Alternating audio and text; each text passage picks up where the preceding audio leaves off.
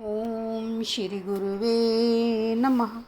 चैतन्यं शाश्वतं शान्तं व्योमातीतं निरञ्जनं नादिबिन्दुकलातीतं तस्मै श्री गुरुवे नमः।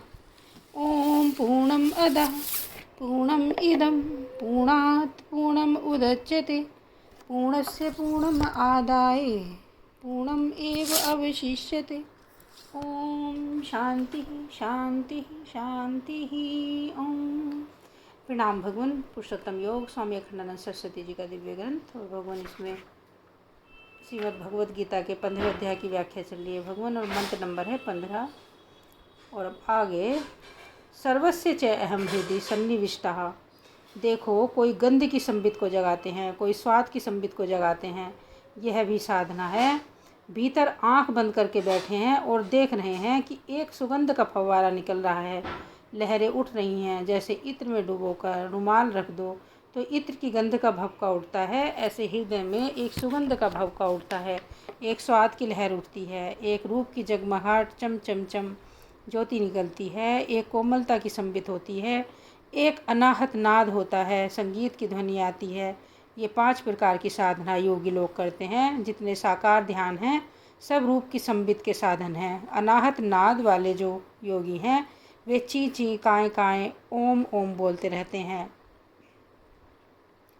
रारंग बोलते हैं, सो अहम बोलते हैं। फिर भंवर गुफा में से कृष्ण की बांसुरी बजती है, मृदंग बजता है, शंख बजता है, मेघ की मंद मंद गर्जना आती है।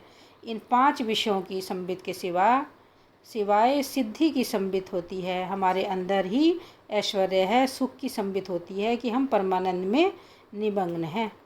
केवल सर्वज्ञता की संबित होती है कि मैं सब कुछ जानता हूँ। ये सब हृदय की वृत्तियाँ हैं। गंध की संबित के साथ जुड़ जाओ तो मालूम पड़ेगा कि सारी पृथ्वी मैं हूँ। रस की संबित के साथ जुड़ जाओ तो मालूम पड़ेगा कि संपूर्ण रसात्मक जल मैं हूँ। रूप की संबित के साथ जुड़ जाओ तो यह अनुभव होगा कि तेजस स्वरूप मैं हूँ। स्पर्श की संबित से जुड़ जाओ तो यह अनुभव होगा कि वायु रूप से मैं ही प्रवाहित हो रहा हूँ। आकाश के साथ अपने को जोड़ दो, शब्द की संबित होवे तो संपूर्ण आकाश के रूप में मैं ही हूँ। मन के साथ अपने को जोड़ो तो देखो कि संपूर्ण मजा जो सृष्टि में आ रहा है वह मैं ही हूँ। ब्रह्मा विष्णु इंद्र को जो मजा आ रहा है वह सब मैं ही हूँ। बुद्धि के साथ अपने को जोड़ दो तो सर्वज्ञता की संबित हो जाएगी। समष्टि बुद्धि के साथ एक होकर मैं ही महतत्व हूँ। अहंकार के साथ अपने को जोड़ दो तो ऐश्वर्य की संबित हो जाएगी। संपूर्ण विश्व सृष्टि का ऐश्वर्य मैं ही हूँ। इन सब से परे इन सब का अभाव समझो, उस अभाव की संबित अपने में जोड़ दो, तब समष्टि में समाधि लगती है।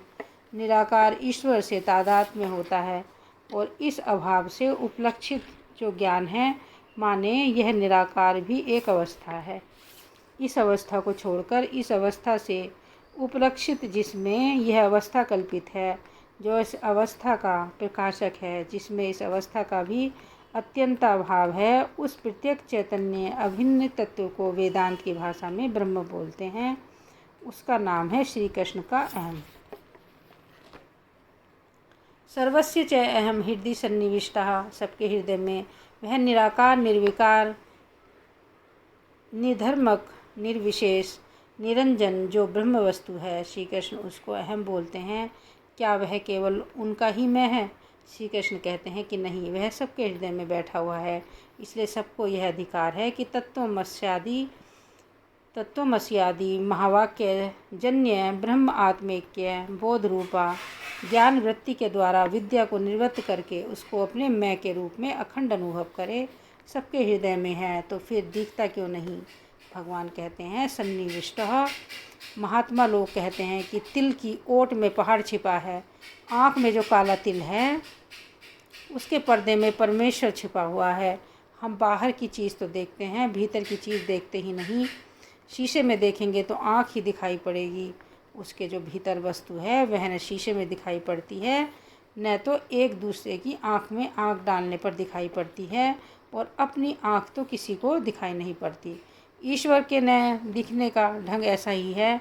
अपने से अपना आपा कहीं देखा जाता है, बस ईश्वर इसलिए दिखाई नहीं पड़ता कि वह तुम्हारे इतने नज़दीक है, तुम्हारा इतना अपना है। तुमसे इतना मिला हुआ है कि जैसे अपनी आँख में किरकिरी पड़ती है तो अपनी आँख से नहीं दिखती है।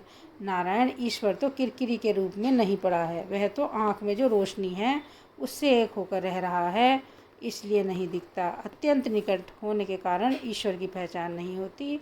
वह हमारे मैं के इतना पास है कि पास कहने से भी वह दूर हो जाता है, माने अपना आपा ही है। ऐसी स्थिति में उसको देखना बड़ा मुश्किल है। अच्छा वह सबके हृदय में बैठकर काम क्या करता है। मत्तः स्मृति ज्ञानम अपोहनम च। मत्तः स्मृति ही ज्ञानम